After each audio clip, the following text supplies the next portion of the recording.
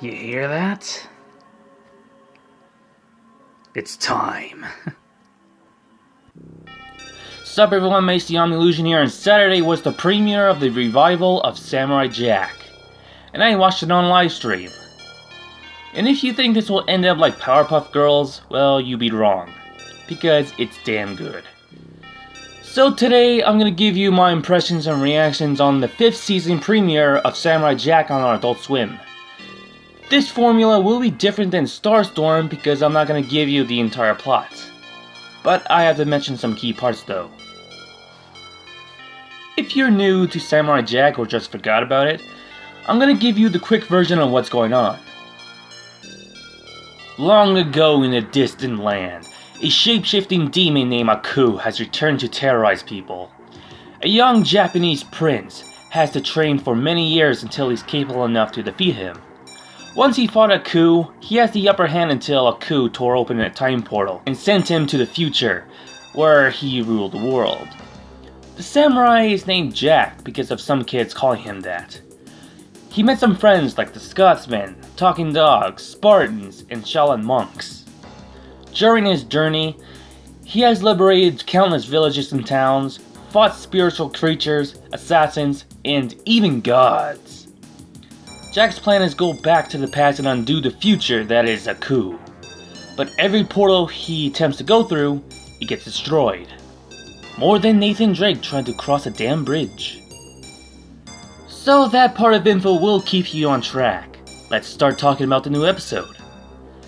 So it takes place 50 years after the original story takes place, and Jack doesn't seem to age. It starts with the alien doggos, also known as fan service since last month, being surrounded by robotic beetles, and all of a sudden, the motherfucking samurai is back kicking ass. It begins.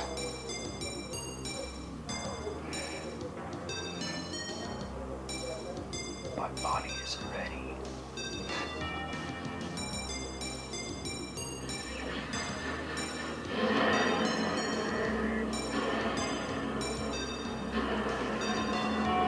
Motherfucker's back. All in samurai form. Complete with rocket launcher.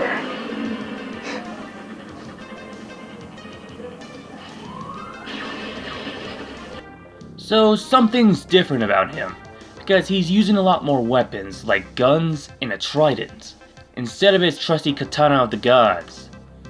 I'm not gonna spoil that for now. So I've heard about this one scene that's been talked about a mother giving birth to not one, not two, but 7 babies in a temple full of Aku worshippers. And they were called the 7 daughters of Aku. And that's after the intro where Jack gives his intro monologue. I believe this is the part. Definitely this part.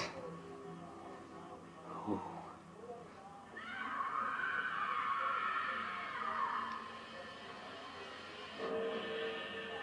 Yep, definitely one.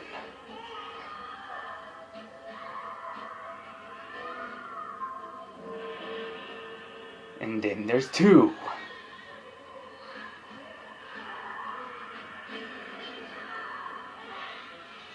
Three. Hat tricks. 4. 5. Ooh. And then there's 7. Jesus Christ.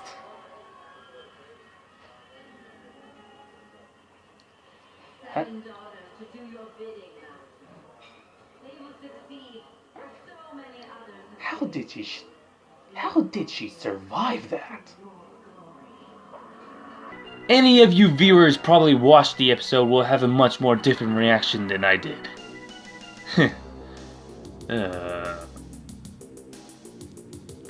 It's not the style that Jack has changed.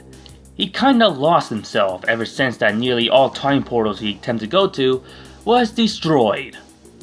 he also suffered from PTSD where he can't save his family and kept meeting the Bushido on a horse, whom I like to call Mr. Antlers in his visions. Pretty deep stuff. One part where he saw a village in danger, he just flat out ignored that until it's too late. Plus, he had to fight a Robo-Pied Piper. Besides Jack, the daughters of Aku has to face intense training to fight Jack. One daughter made a mistake, a worshipper of Aku, who was extra thick, beats the living shit out of them. I'm not kidding. So when they got good, aged, and complete their training, they are sent out to go kill the samurai. And yeah, that's it. My impressions, because I already showed you my reactions. All I can say is that I'm glad Jack is back and still intact.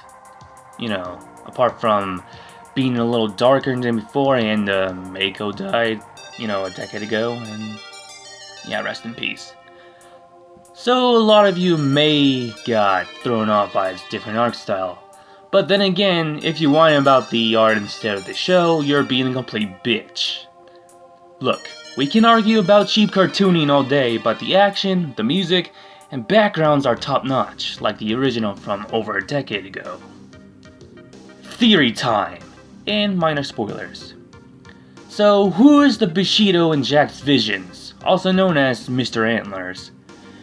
Well, there's 3 possible outcomes.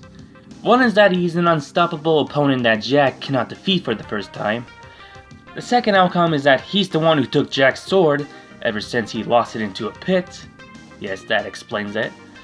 And the third outcome is what Jack fears to become in the future. And that last one feels kind of familiar and Anyways, this is just the first out of the 10 final episodes. So take this theory with a grain of salt. So, is it any good though? You damn right it is! This is a good example of a kid's cartoon transforming into a more mature series. For any Samurai Jack fans out there who haven't watched it, you can calm your worries down because it's worth the wait.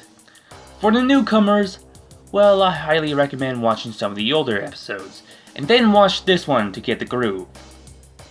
Now I got something to watch besides the shit I have to do for research. So until next time, my name is Mace the Omnilution, and I'll see you later. Watcha!